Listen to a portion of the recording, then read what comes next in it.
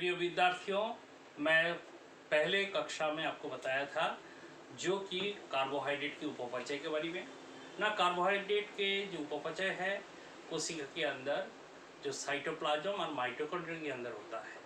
Cytoplasm में हम लोग जानते हैं ग्लाइकोलाइसिस प्रक्रिया होता है, जबकि माइटोकॉन्ड्रिया के अंदर क्रेब्स चक्र और इलेक्ट्रॉन ट्रांसपोर्ट सिस्टम प्रक्रिया चलते हैं। तो ये 3 टॉपिक के बारे में बताने के बाद मैं आपको ग्लूकोनियोजेनेसिस के बारे में परिभाषित किया था और डिटेल्स में ग्लाइकोजेनेसिस और ग्लाइकोजेनोलाइसिस के बारे में बताया। जो लास्ट पार्ट हमारा छूट गया था वो आज मैं आपको पूरा करना चाह रहा हूँ। ये है कोरी चक्र क्या है ना। कोरी चक्र वह होता है जब अधिक मात्रा में शर्करा जब रक्त में जमा हो जाता है तो उसकी भविष्य के रूप में उसकी भंडारण करना आवश्यक होता है। तो स्टोर कहाँ किया जाता है ना, हम लोग जानते हैं लीवर में होता है और मसल्स में होता है। ब्लड शर्करा जो है पहले लीवर में और मसल्स पर जब जमा होता है तो लीवर में आने के साथ ग्लूकोज 6 फॉस्फेट और ग्लूकोज 6 फॉस्फेट से ग्लाइकोजन में परिवर्तित होकर जो कि ग्लाइकोजेनेसिस प्रक्रिया के तहत ग्लाइकोजन के रूप में जमा होता है। मसल्स में क्या होता है ना, यदि अधिक मात्रा में ग्लूकोज है तो कुछ ग्लूकोज ग्लाइकोजेनेसिस में ग्लाइकोजन के रूप में जमा हो जाएगा और कुछ नियत जो हमारी गतिविधि है, मूवमेंट है, उसको काम के लिए यूज होगा। तो इसके बाद जब हम जानते हैं जब स्पोर्ट्स वक्त जब हम मूवमेंट करते हैं, फर्स्ट मूवमेंट करते हैं, उस समय जो ग्लूकोज जो शरीर में है वो क्या होता है, कम होने लगते हैं।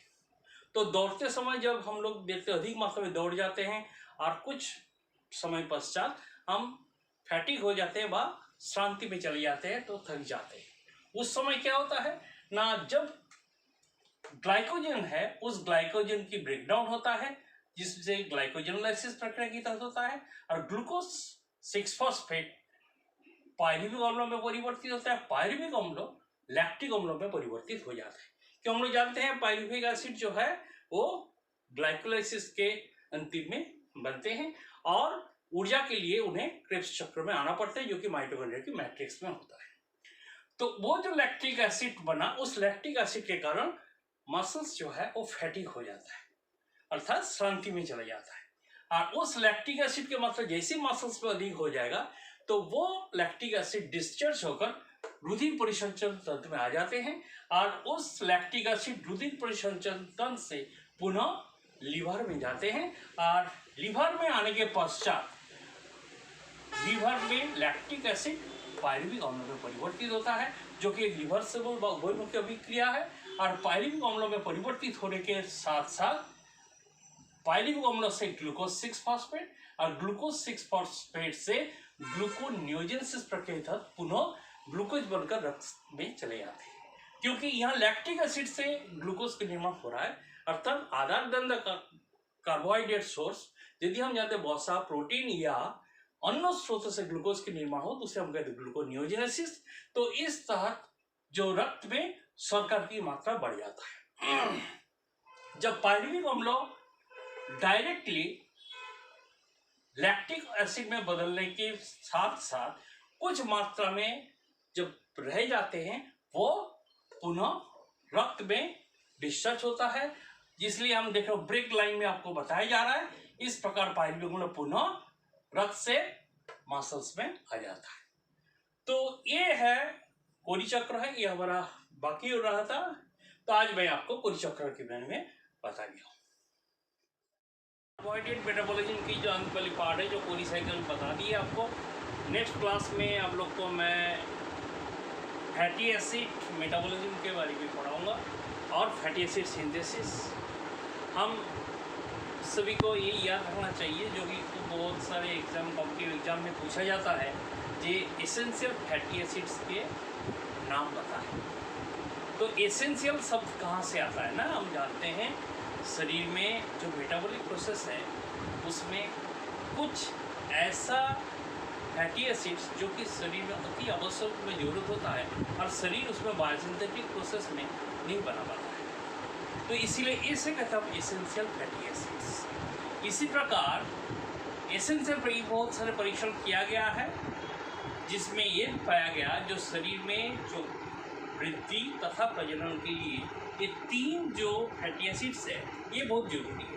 पहला लिनोलेइक एसिड है, दूसरा लिनोलेनिक एसिड है और तीसरा एराकिडोनिक एसिड है। हम लोग जानते हैं जो विभिन्न प्रकार के जो रिप्रोडक्टिव हार्मोन्स है, जो मैच्योरेशन इंट्यूशन हार्मोन्स, उसके अंदर जो प्रोस्टाग्लैंडिन्स है उसके प्रिकर्सर मॉलिक्यूल्स है एराकिडोनिक एसिड। तो इसी प्रकार लिनोलेनिक की ग्रोथ और वृद्धि इसमें जो एनिमल्स के लिए वो बहुत ही आवश्यक होता है। इसके साथ साथ जब मैं एसेंशियल फैटी एसिड्स के बारे में बात किया हूँ तो साथ में मैं एसेंशियल एमिनो एसिड्स के बारे में बताना चाहूँगा।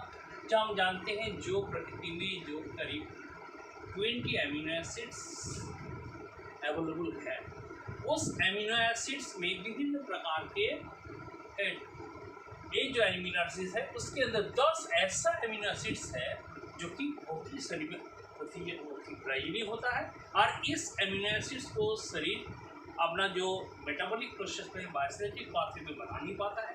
ये बाहर से हमें सप्लीमेंट्री रूप में फ्रूट्स या अन्य खाद्य पदार्थ के रूप में हमें शरीर के अंदर लेना पड़ता है। इसे हम कहते हैं एसेंशियल एमिनो एसिड्स। जब हम लोग प्रोटीन मेटाबॉलिज्म भी पढ़ाएंगे उस समय हम इसका डिस्कस नहीं करेंगे, क्योंकि हम एसेंशियल फैटी एसिड्स के बारे में यहाँ बताएं और साथ साथ एसेंशियल एमिनो एसिड्स क्या है और कैसे हम इसको याद रखेंगे। उसके लिए एक छोटा सा फॉर्मूला जिसको मैटव्हील-फ्लाई। तो मैटव्हील-फ्लाई जो फार्मूला है, यानी इसकी स्पेलिंग यदि आप थोड़ा सा याद रखें तो आप 10 एमिनो एसिड्स को उसके क्रम में आप बता पाएंगे, जैसे कि MATTVILPHLY।